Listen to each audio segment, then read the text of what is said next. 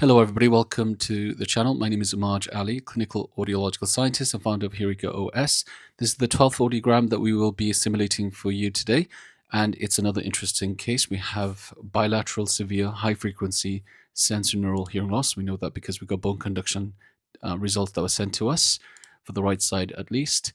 And for those who are joining us for the first time, we are doing these videos for spreading awareness, particularly with those who live with people of hearing impairment and hearing loss. It's often very difficult to understand what it's like to have this invisible problem. And this simulation brings the invisible to the visible. I've had very positive feedback from the people who have sent me their audiograms. A very emotional experience it's been for themselves as well as the significant others, their relatives and loved ones. So for you to get the maximum benefit out of these videos, I would recommend that you watch these simulations with the volume turned up to the maximum if you're using an audio device like a telephone. If you have earphones, obviously listen to it with a safe level and listen to it in a quiet space, because if there's any competing background noise, it's going to be very difficult for you to understand what's going on. Also, I would also recommend that when we play the voices, that you try your best to understand what's being said. The more effort you put into trying to decipher the words, the more you will sort of realize the impact that this particular hearing loss has with regards to clarity and comprehension. Without any further ado, we're going to go straight into the female voice as we do. If you see this gray box towards the top right, that is the left ear. When I press that, it toggles to the right side. When I press that, that's the simulation mode. Okay, so we're going to go straight into the video. Here we go. The roster of Nobel laureates is studded with the names of great and deservedly illustrious persons. Some dreamers, some men of action, a few true geniuses. But there are giants missing from the list. For example, the most fundamental contribution to the physical sciences that has come out of America was the work of J. Willard Gibbs, professor of mathematics. Okay, that was the simulation for the right ear. We're going to now toggle to the left and play the same audio file. Here we go. Physics at Yale University, professor of J. Willard Gibbs.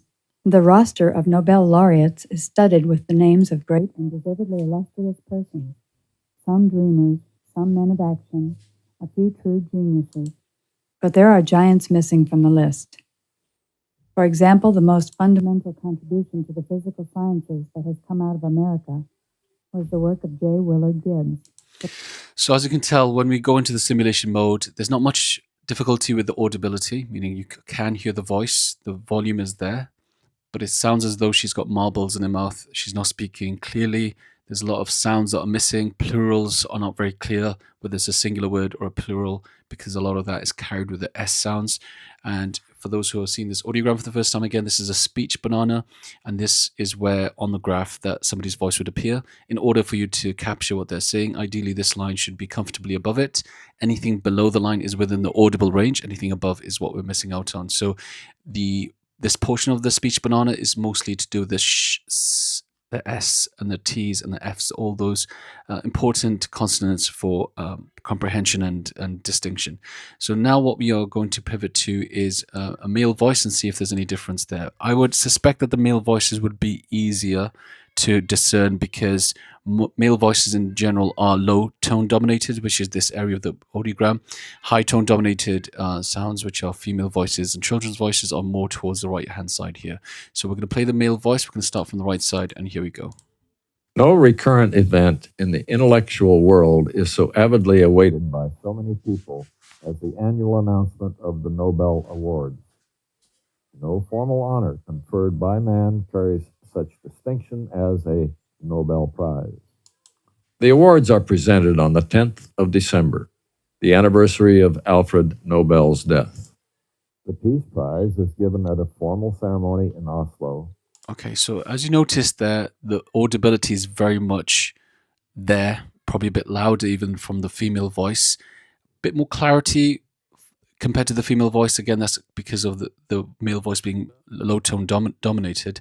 However, there was definitely a difficulty in knowing whether the words was plural or singular. When he said prize, the Z was not very clear. It was just pry. That's all you could get. You could sort of surmise what he's saying. And I think that's what's going on with this type of hearing loss, is a lot of the times is patching up the gaps almost automatically by nature of the context of the speech, and trying to work out what's going on. And often what will happen with this type of loss is you will get the wrong end of the stick, or you'll second guess yourself a lot. If you add in any background noise, very challenging. It sounds like people's voices are there, even if they're stood behind you quite at a distance. You know they're talking. Volume is not an issue at all. It's all down to clarity with this type of hearing loss. Now we're going to pivot to music, and then we'll finish off the video. We'll go to classical music, so it's nice to listen to that, and we'll show the difference. I suspect, again, audibility of the music wouldn't be so bad this time. There'll be the rhythm, but one or two of the instruments within the orchestra will disappear. So let's play that and see.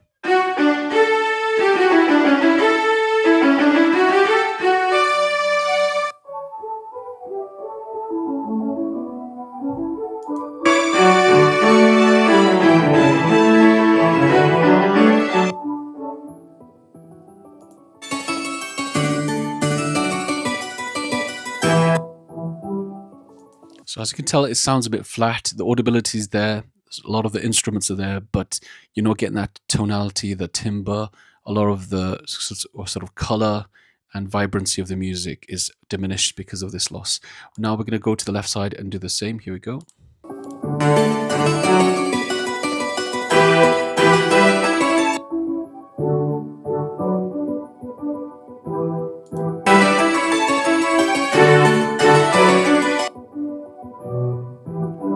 Okay, that was very interesting. Thank you for watching, and I hope you can join us with the next video. Take care. Bye now.